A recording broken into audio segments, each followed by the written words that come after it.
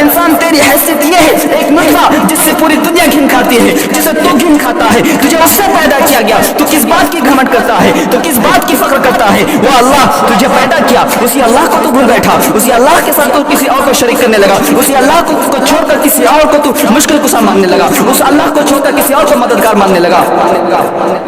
اللہ کے لیے ایسا نہ کریے۔ وَقُلْ جَاءَ الْحَقُّ وَزَهَقَ الْبَاطِلُ إِنَّ الْبَاطِلَ كَانَ زَهُوقًا۔ إن الحمد لله نحمده ونستعينه ونستغفره ونعوذ بالله من شرور أنفسنا ومن سيئات أعمالنا، من يهده الله فلا مضل له ومن يضلله فلا هادي له، وأشهد أن لا إله إلا الله وحده لا شريك له، وأشهد أن محمدا عبده ورسوله. أما بعد فإن خير الحديث كتاب الله، وخير الهدي هدي محمد صلى الله عليه وسلم، وشر الأمور محدثاتها، وكل محدثة بدعة، وكل بدعة ضلالة، وكل ضلالة في النار. أعوذ بالله السميع العليم من الشيطان الرجيم. بسم الله الرحمن الرحيم. يا أيها الذين آمنوا اتقوا الله حق تقاته ولا تموتن إلا وأنتم مسلمون. يا أيها الناس اتقوا ربكم الذي خلقكم من نفس واحدة وخلق منها زوجها وبث منهما رجالا كثيرا ونساء، واتقوا الله الذي تساءلون به والأرحام إن الله كان عليكم رقيبا. يا أيها الذين آمنوا اتقوا الله وقولوا قولا سديدا يصلح لكم أعمالكم ويغفر لكم ذنوبكم، ومن يطع الله ورسوله فقد فاز فوزا عظيما. أما بعد فقد قال الله تبارك وتعالى في القرآن المجيد: أعوذ بالله من الشيطان الرجيم. بسم الله الرحمن الرحيم. إن في خلق السماوات والأرض واختلاف الليل والنهار لآيات لأولي الألباب الذين يذكرون الله قياما وقعودا وعلى جنوبهم ويتفكرون في خلق السماوات والأرض ربنا ما خلقت هذا باطلا سبحانك فقنا عذاب النار. محترم و معزز حاضرین جمع، بزرگوں، نوجوان ساتھیوں اور عزیز بچوں،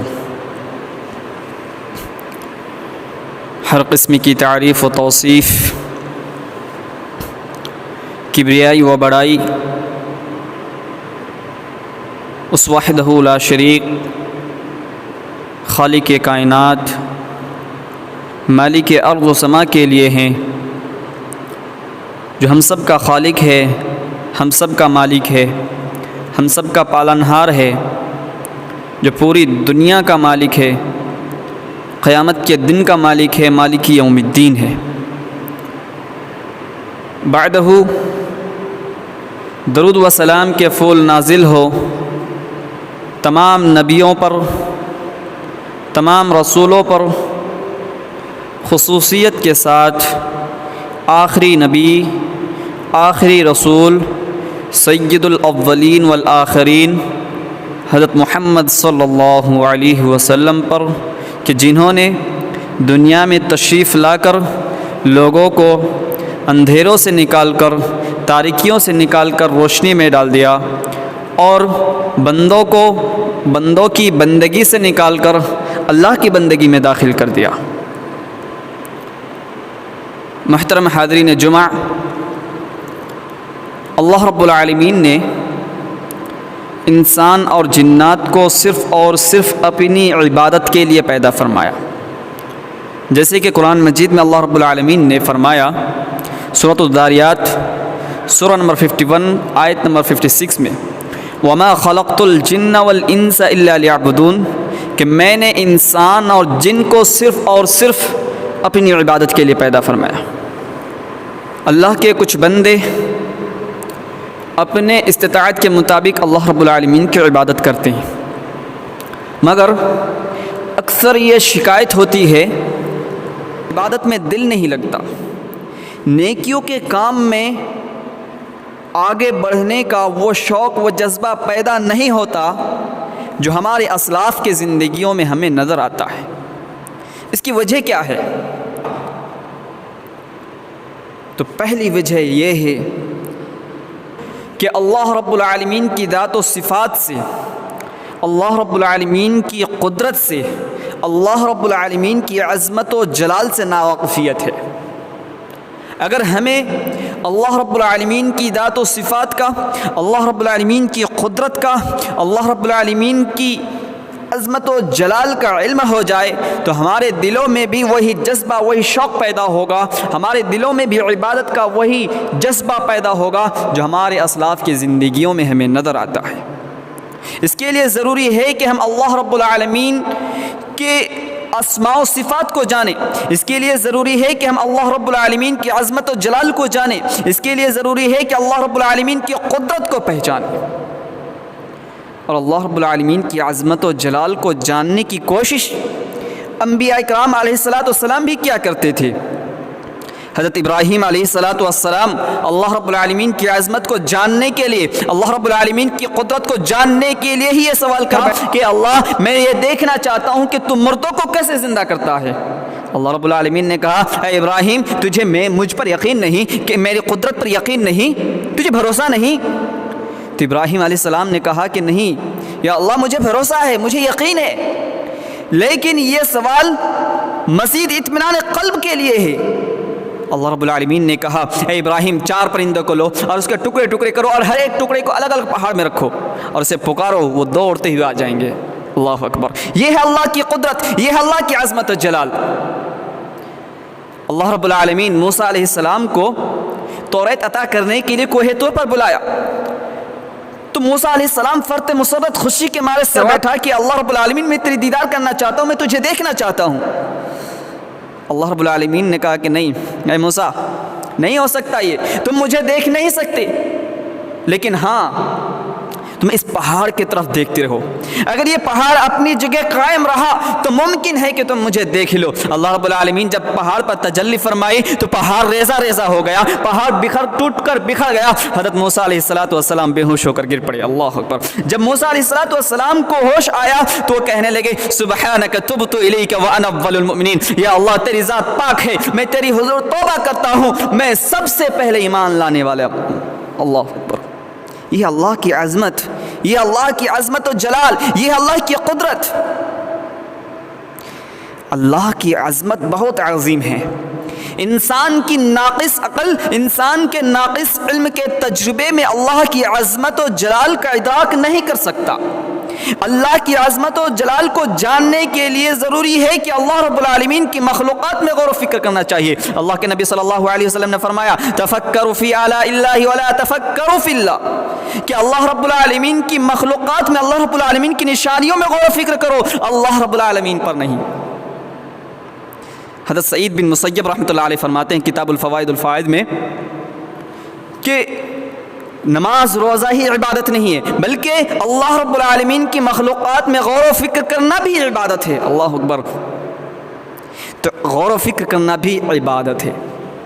اور اللہ رب العالمین نے غور و فکر کرنے پر قرآن مجید میں ابھارا۔ اللہ رب العالمین قرآن مجید میں سورۃ آل عمران سورہ نمبر 3 آیت نمبر 190 اور 91 میں ارشاد فرماتا ہے ان فی خلق السماوات والارض واختلاف الليل والنهار لآیات لأولی الالباب الذین یذکرون اللہ قیاما وقعودا وعلی جنوبهم ویتفکرون فی خلق السماوات والارض ربنا ما خلقت هذا باطلا سبحانک فقنا عذاب النار۔ زمین اور آسمان کی پیدائش میں، رات اور دن کے آ جانے میں یہ عقل مندوں کے لیے نشانیاں ہیں۔ جو لوگ اللہ رب العالمین کا ذکر اٹھے بیٹھے کروٹ لیتے ہوئے کرتے ہیں، زمین اور آسمان کی تخلیق میں غور و فکر کرتے ہیں اور کہتے ہیں کہ میرے مولا تو نے یہ سب بے فائدہ پیدا نہیں کیا، تیری ذات پاک ہے تو ہمیں جہنم کے عذاب سے بچا۔ تو اللہ رب العالمین نے اس آیت میں بندوں کو غور و فکر کرنے پر ابھارا ہے۔ اللہ رب العالمین کی بے شمار مخلوقات ہے، بے شمار مخلوقات، اور تمام مخلوق میں سب سے عظیم مخلوق کون سا ہے؟ سب سے عظیم مخلوق کون سی ہے؟ سب سے عظیم مخلوق اللہ رب العالمین کا عرش ہے. اللہ رب العالمین کا عرش، جس کے بارے میں اللہ رب العالمین خود قرآن مجید میں ارشاد فرماتا ہے، سورۃ التوبہ سورہ نمبر 9 آیت نمبر 129 129 میں، فَإِن تَوَلَّوْا فَقُلْ حَسْبِيَ اللَّهُ لَا إِلَٰهَ إِلَّا هُوَ عَلَيْهِ تَوَكَّلْتُ وَهُوَ رَبُّ الْعَرْشِ الْعَظِيمِ. اگر یہ لوگ روگردانی کریں تو آپ ان سے کہہ دیجئے کہ میرے لیے میرا اللہ کافی ہے، جس کے سوا کوئی معبود حقیقی نہیں، میں اس کے اوپر بھروسہ کرتا ہوں جو بڑے عرش کا مالک ہے. تو اللہ رب العالمین نے اس آیت میں فرمایا کہ سب سے عظیم مخلوق اللہ رب العالمین کا عرش ہے. حضرت ابو ذر غفاری رضی اللہ تعالیٰ عنہ اللہ کے نبی صلی اللہ علیہ وسلم سے سوال کرتے ہیں کہ اللہ کے نبی صلی اللہ علیہ وسلم، قرآن کی سب سے عظیم آیت کون سی ہے؟ قرآن کی سب سے عظیم آیت کون سی ہے؟ اللہ کے نبی صلی اللہ علیہ وسلم فرماتے ہیں کہ آیت الکرسی. اور آگے فرماتے ہیں کہ ساتوں آسمان کرسی کے مقابلے میں اس گیند کے مانند ہے جو ایک چٹیال میدان میں ڈال دیا گیا ہو. اللہ اکبر. اور کرسی عرش کے مقابل میں ایک گیند کے مانند ہے. اللہ اکبر. یہ ہے اللہ کی عظمت و جلال، اللہ رب العالمین کی کرسی، اللہ رب العالمین کا عرش کا جب یہ حال ہے، اتنا بڑا ہے، تو اللہ رب العالمین کی عظمت و جلال کا کیا حال ہوگا، اللہ رب العالمین کی قدرت کا کیا حال ہوگا. اللہ اکبر.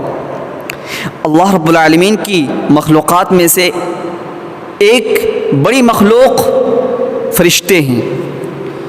اللہ رب العالمین نے فرشتوں کو اتنی طاقت عطا کی کہ حضرت جبرائیل علیہ السلام فرشتوں کے سردار ہیں.